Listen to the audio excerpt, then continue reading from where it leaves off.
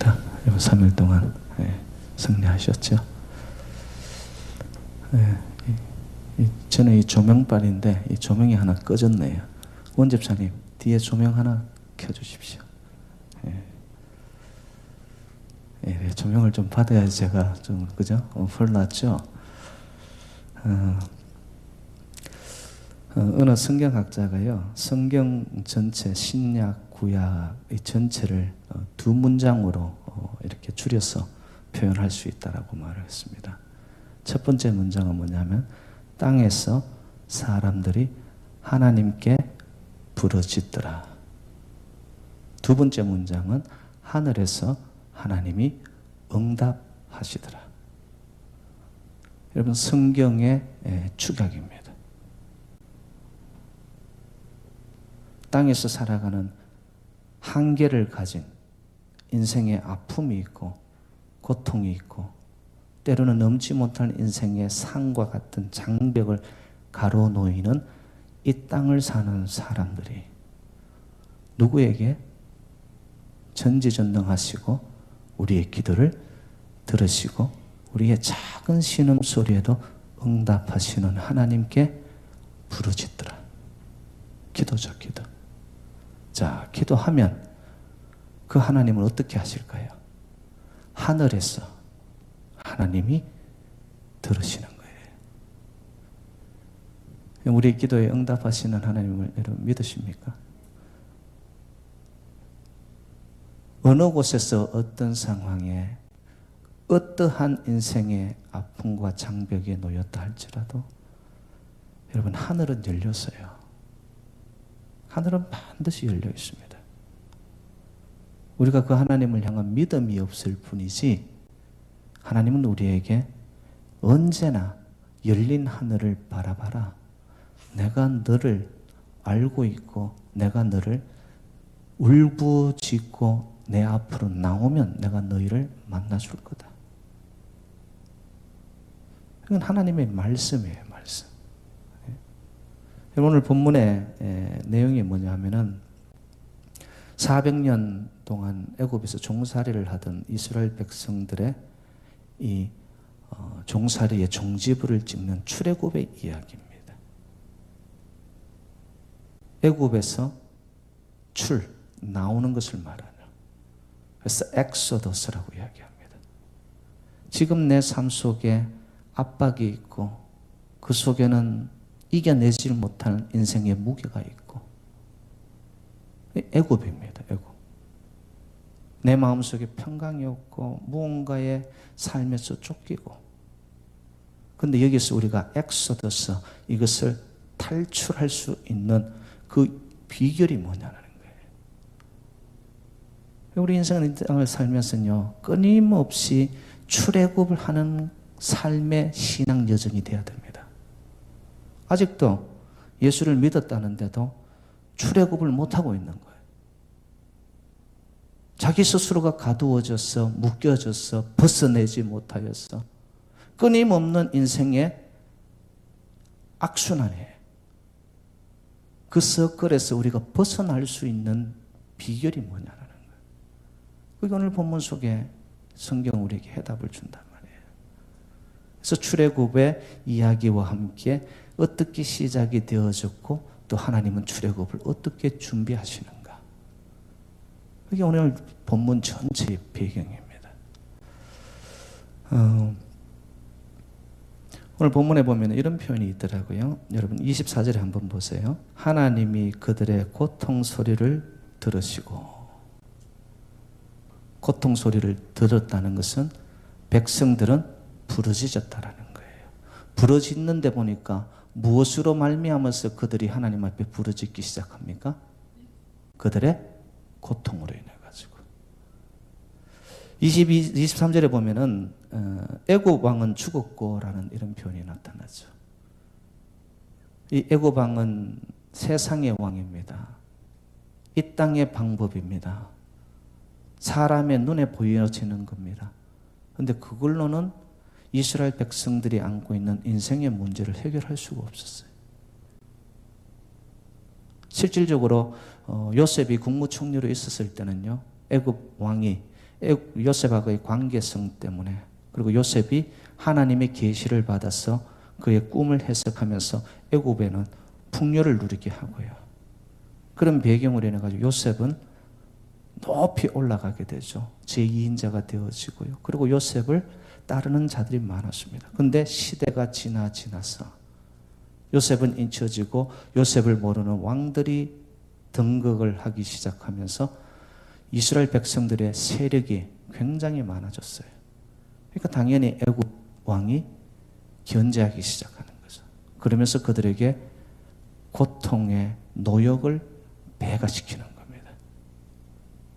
근데 여기서 여러분, 하나님이 왜 하나님의 백성들을 이렇게 고통의 구렁텅이 속에서 집어넣고 왜 이러한 과정 속에서 달달 볶게 하시는가? 안 그러면 안 되는가? 하나님의 방법은 이상하더라고요. 여러분, 여러분들의 인생 속에도 한번 보세요. 언제 하나님 앞에 나와서 부르짖게 되던가요? 인생이 여러분 순풍을 달릴 때는, 어려움이 없을 때는 하나님 앞으로 나오지 않아요. 세상이 너무 재밌습니다. 내가 지금 가진 것이 있고 인생이 일사천리로 모든 것이 진행이 순조로울 때는요, 자기가 잘해서 그런 줄 안단 말이에요. 여기서 여러분 부르짖는다는 표현이 뭐냐면은 히브리어의 자아크라는 표현인데 영어로는 cry out라고 표현이 되어 있습니다. 이 뜻은 막다른 상황에서 외치는 절규를 말합니다. 그냥 우리가 하나님 앞에 나와서 의미 없는 기도를 드리는 그게 아니고요. 부르짖는다, cry out, 자아크의 의미는 하나님 이외엔 다른 길이 없단 말이에요. 세상의 모든 왕들, 세상의 방법은 다 써봤는데도 안 되고 그들은 힘쓸 수도 없고 이제는 하나님 앞에 나와 이 길 외에는 내게는 길이 없다는 거예요. 그런 심정으로 여러분 하나님 앞에 엎드리는 것을 자아크라고 표현합니다. 부르짖었더라. 부르짖었더라.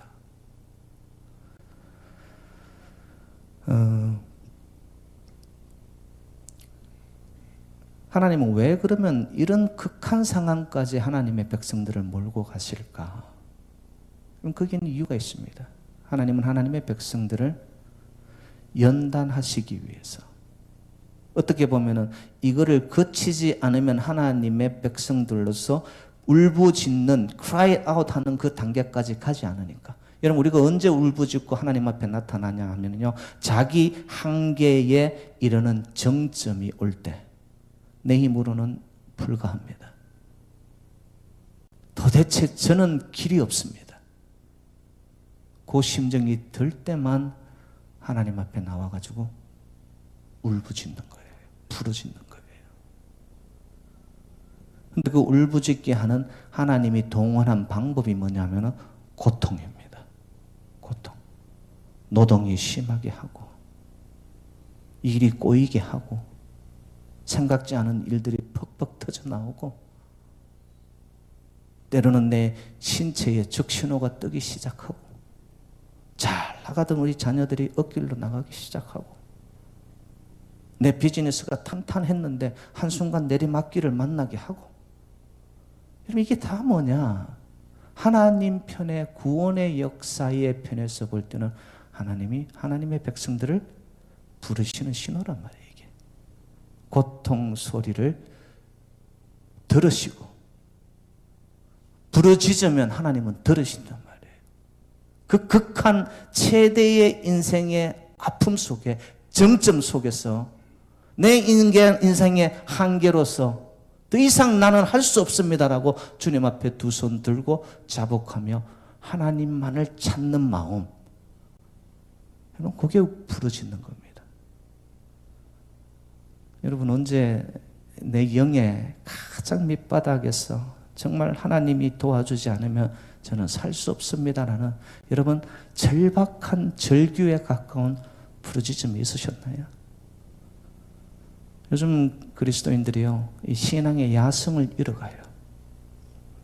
너무 편하게 모든 것이 갖추어져 있고, 그리고 이 땅이 너무나 재밌고 너무나 살만해요. 하나님 앞에 자기 한계를 느끼고 주님 앞에 나와 정말 cry out 하고 부르짖는 자아크의 모습들이 갈수록 약화됩니다.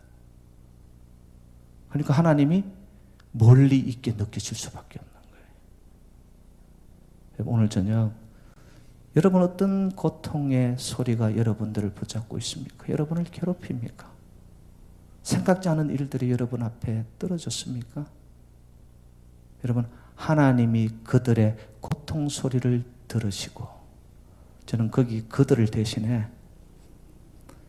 우리 집사님들의 고통 소리를 하나님이 들으시고, 권사님들의 고통 소리를 들으시고, 우리 장로님들의 고통 소리를 들으시고, 부족한 종의 이 아픔의 고통의 소리를 우리가 부르짖을 때 하나님은 들으시고, 여러분 그런 체험과 은혜가 있는 저녁이 되시기를 주님의 이름으로 축복합니다. 반드시 우리가 고통 속에서 하나님이 부르시는 손짓과 사인을 우리가 영적으로 깨달아야 돼요. 하나님이 손짓하고 부르는데도 둔감해져 가지고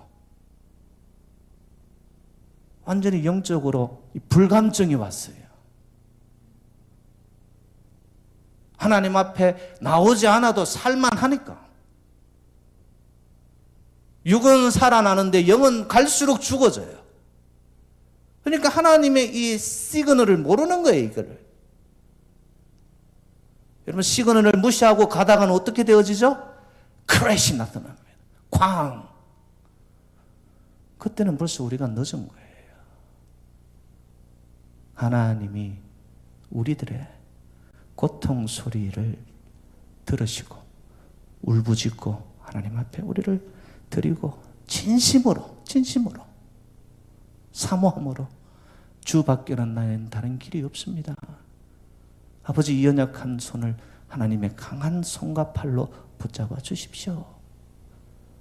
오늘 저녁 우리 모두 그 심정으로 절박하게 부르짖는 그 부르짖음 속에 하나님이 반드시 응답하시고 들으시는 역사가 있는 저녁이 되시기를 주님의 이름으로 축복합니다. 자, 그러면은 그 들으시는 이유는 뭐냐라는 거예요. 우리가 부르짖을 때 하나님은 왜 들으셔야만 될까요? 오늘 24절 끝에 이런 표현이 있습니다. 아브라함과 이삭과 야복에게 세운 그의 무엇을? 언약을 기억하사. 그럼 하나님이 고통을 주어 부러짓게 하는 이유는 우리를 골탕 먹이고 힘들게 하기 위한 것이 아니라 하나님이 세우신 언약대로 우리의 삶 속에 성취하고 이루어주기 위해서 그런 거예요. 여기서 나타나는 언약이라는 뜻은요, 베리트라고 합니다. 베리트. 베리트의 뜻은 뭐냐면 자르다라는 뜻이에요. 이게 어떻게 해서 유래되었냐 하면은 고대 시대에는요, 약속을 하고 하나의 말로서 언약을 할 때 희생 제물을, 동물을 반으로 잘랐어요. 반으로 자르고는 잘라놓은 그 사이에 약속을 하는 사람이 지나가게 만든 거예요. 그러면 이 약속을 지키지 않을 경우에는 무엇과 같이 된다? 반으로 잘라져서 죽게 된다는 거예요. 베리트. 잘라지는 그 아픔을 겪으려면, 너 죽으려면 너 약속을 어겨도 된다. 자, 그러면 제가 묻습니다. 사람들은 약속을 쉽게 생각합니다. 뭐 이번 하나인데 수없는 약속을 합니다. 지켜야 안 지켜요? 그래서 어떤 사람이 그러더라고요. 약속은 깨어지기 위해 있는 거지, 뭐 이러더라고요. 약속을 왜 해, 그러면? 인간이에요, 인간. 하나님은 어떤 하나님? 신실하신 하나님, 미쁘신 하나님, 정직하신 하나님, 거짓말이 불가하신 하나님. 그래서 여러분, 예수님께서 이 땅에 오셔서 십자가에 죽기까지 자기의 약속을 지키기 위해서 피를 흘리면서까지도 그것을 지켜가는 거예요. 우리 하나님 이런 하나님이란 말이에요. 하나님이 하신 말씀이 있기 때문에, 약속이 있기 때문에 우리가 부르짖을 때 하나님은 그 약속 때문에라도 우리의 기도를 들으시는 하나님이신 줄로 믿습니다. 여러분, 지금 여기 이야기하고 있는 시대는 지금 족장 시대를 넘어서 가지고 이제 출애굽을 앞둔 시점입니다. 이렇게 성경의 시간적으로 보면 한 5, 600년이 지난 시점에 왔는데도 하나님은 아브라함과 이삭과 야곱에게 준 언약을 기억하시는 거예요. 자, 그러면은 아브라함과 이삭과 야곱에게 주신 하나님의 언약은 저와 여러분에게도 유효할까요? 유효하지 않을까요?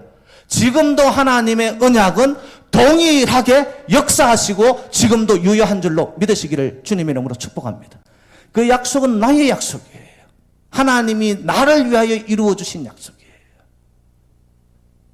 그 약속이 있기 때문에 하나님께서는 우리가 울부짖을 때 약속을 지키신 하나님이에요.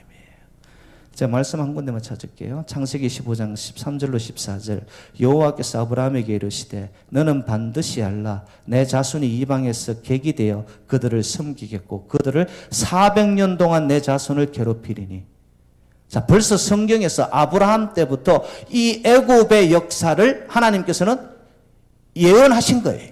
아브라함을 약속을 통하여. 자, 그 400년 동안 네 자손을 괴롭히는데 하나님의 약속이 나옵니다. 그들이 섬기는 나라를 내가 징벌할지며. 애굽을 향한 하나님의 약속이죠. 이후에 네 자손의 큰 재물을 이끌고 나오리라. 애굽에서 출애굽을 의미하는 겁니다. 하나님은 약속을 아브라함에게 하셨어요.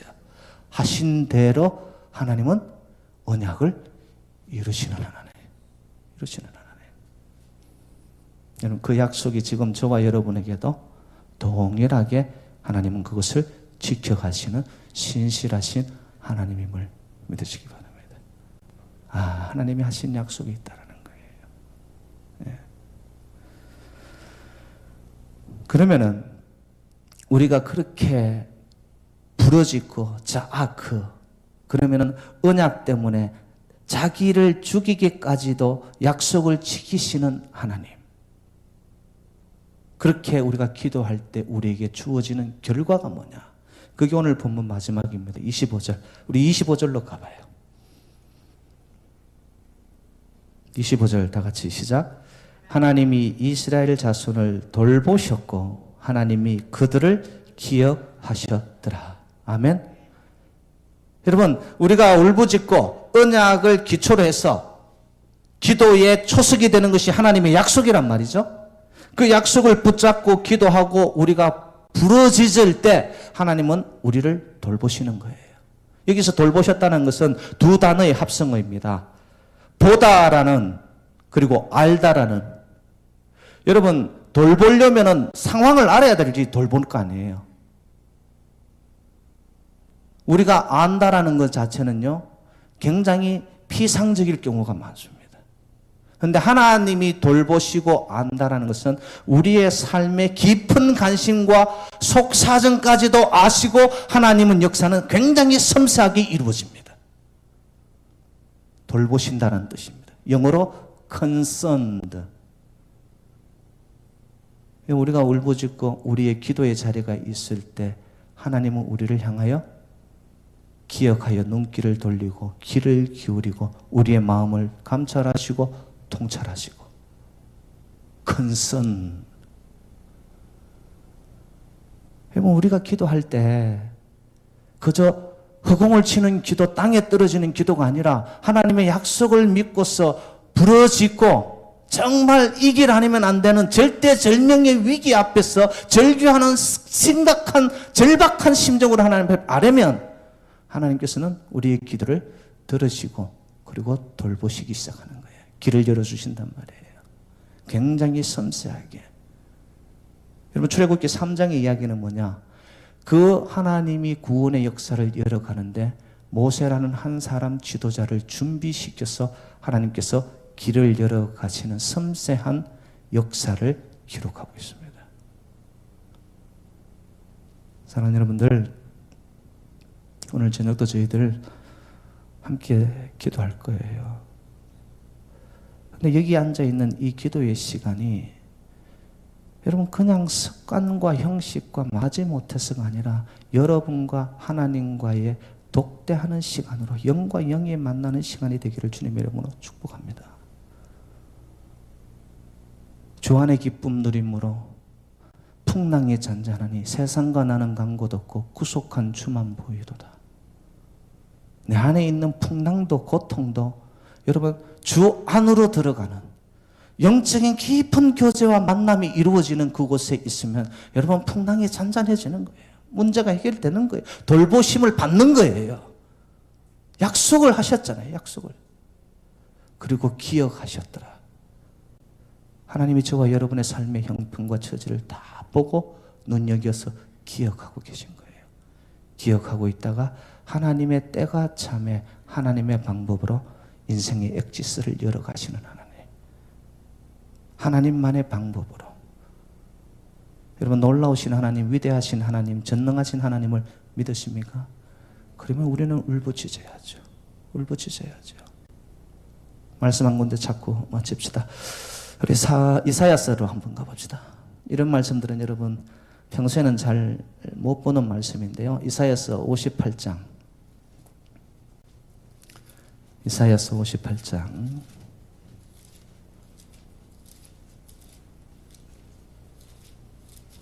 저는 성경을 읽어 나가다가 이 말씀이 갑자기 팍 튀어오르는 느낌을 받았어요.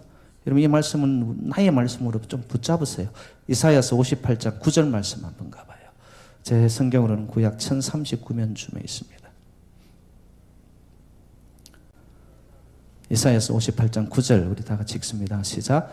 내가 부를 때에는 나 여호와가 응답하겠고 내가 부르짖을 때에는 내가 여기 있다 하리라. 예, 거기까지요.